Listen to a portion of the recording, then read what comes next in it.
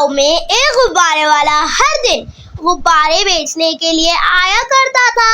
रंग बिरंगे गुब्बारे देखकर गांव के बच्चे उसके पीछे पीछे चल देते थे। सभी को गुब्बारे बेचने के बाद गुब्बारे वाला वापस चला जाता था। एक दिन गुब्बारे बेचने के लिए वो गांव के बाजार में खड़ा था। आज उसके गुब्बारे बहुत कम बिके थे। तभी एक बच्चा गुब्बारे खरीदने के लिए आया। भैया, कितने के गुब्बारे लिए? 10 पैसे के एक है और 25 पैसे के 3। लेकिन मेरे पास तो केवल 5 पैसे ही है। एक काम करो, एक गुब्बारा मुझे दे दो, बाकी 2 किसी और को बेच देना। इससे तुम्हारे 25 पैसे के 3 बिक जाएंगे। नहीं, एक गुब्बारा तो 10 पैसे का ही मिलेगा।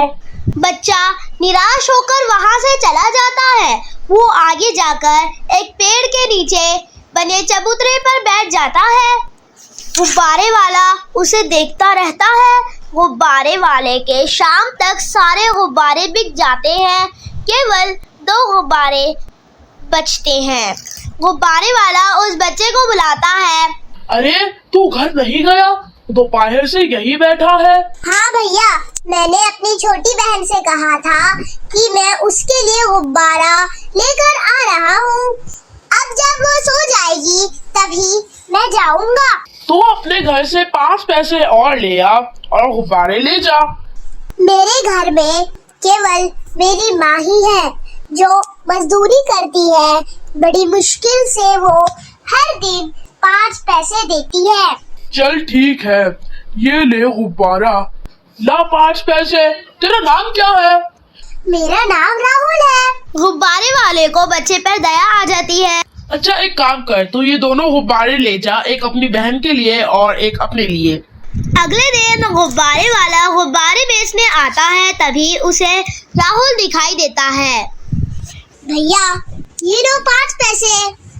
ठीक है, तू ये गुब्बारा ले जा। नहीं भैया, मैं तो कल के पैसे दे रहा हूँ। कल मैं जब घर पहुँचा तो माँ ने बहुत गुस्सा किया। इन्होंने कहा बिना पैसे से कोई चीज लेना भीख कहलाता है। आप ये 5 पैसे ले लो। बहुत बढ़िया विचार है तेरे माँ के। सुन, तू पढ़ने नहीं जाता है क्या? नहीं, हमारे पास इतने पैसे नहीं है। मैं घर ही पर पढ़ लेता हूँ। तुम रहते कहाँ हो? वो जो सामने बड़ा सा पेड़ है उसके पीछे ही मेरा घर है। इसी तरह समय बीत रहा है। गुब्बारे वाले से कभी कभी राहुल 5 पैसे में गुब्बारे ले जाता है और अपनी बहन को दे देता था। कुछ दिन बाद गुब्बारे वाले को राहुल नजर नहीं आया। अब वो गुब्बारे लेने भी नहीं आ रहा था। एक दिन शाम को गुब्बारे वाला राहुल के घर पहुंच गया। राहुल, राहुल। तभी राहुल की माँ बाहर आती है। बहन जी, राहुल कई दिनों से गुब्बारे लेने नहीं आया है। भैया, मेरा काम छूट गया है। कटाई के बाद हम खेत मजदूरों की मजदूरी बंद हो जाती है। बड़ी मुश्किल से घर का खर्च चल रहा है। बहन, क्या मैं आपकी मदद कर सकता हूँ? नहीं भैया, हम तो केवल मेहनत का पैसा ही लेते हैं। एक काम कीजिए, राहुल को मेरे साथ गुब्बारे बेचने के लिए भेज दीजिए। हम दोनों गांव में घूम घूम कर गुब्बारे बेच लेंगे। लेकिन भैया, वो तो अभी बहुत छोटा है। बहन, इससे आपकी कुछ मदद हो जाया करेंगी। मैं चाहता हूँ कि राहुल स्कूल जाए। इस काम से उसकी स्कूल की फीस निकल आएगी। दोपहर से शाम तक वो गुब्बारे बेच लेगा। तभी राहुल बाहर आ जाता है और सारी बातें सुन लेता है। हाँ माँ, मेरे ख्याल से ये ठीक कह रहे हैं। माँ तैयार हो जाती है। अगले दिन से राहुल गुब्बारे वाले के साथ गुब्बारे बेचने चला जाता है। गुब्बारे वाला राहुल को स्कूल में दाखिला करा देता है। पढ़ने के साथ साथ राहुल अब शाम को गुब्बारे बेचने लगता है। धीरे धीरे राहुल बड़ा हो जाता है। तब तक वो गुब्बारे वाला बूढ़ा हो जाता है। बाबा, अब आप काम मत कीजिए। मेरी पढ़ाई पूरी हो जाएगी। जल्दी मुझे नौकरी मिल जाएगी। अपनी माँ और बहन का ख्याल भी तो रखना है। मैं तो जैसे तैसे अपनी जिंदगी काट लूंगा। तू नौकरी करके अपनी बहन की शादी के लिए पैसे जोड़ लेना। राहुल बहुत कोशिश करता है। एक दिन उसके घर एक चिट्ठी आती है। उसे सरकारी नौकरी मिल जाती है। राहुल सबसे पहले ये खबर गुब्बारे वाले को सुनाता है। बाबा, मुझे सरकारी नौकरी मिल गई। गुब्बारे वाला उसे गले लगा लेता है। शाबाश बेटा, तेरी मेहनत रंग लाई। अब शहर जाकर मुझे भूल मत जाना।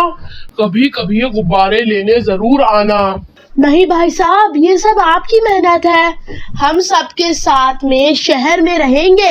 अभी तो राहुल जाकर इंतजाम करेगा, फिर हमें लेने आएगा। राहुल अगले दिन शहर चला जाता है। वो 3 महीने नौकरी करने के बाद एक बड़ा सा मकान किराए पर ले लेता है और 2 दिन की छुट्टी लेकर वापस घर आता है। माँ, तुम जल्द ही सामान बांध लो, हम सब कल ही शहर चले जाएंगे। मैं बाबा से कहकर आता हूँ, वो भी सामान बांध लेंगे और उनसे मिलकर आता हूँ।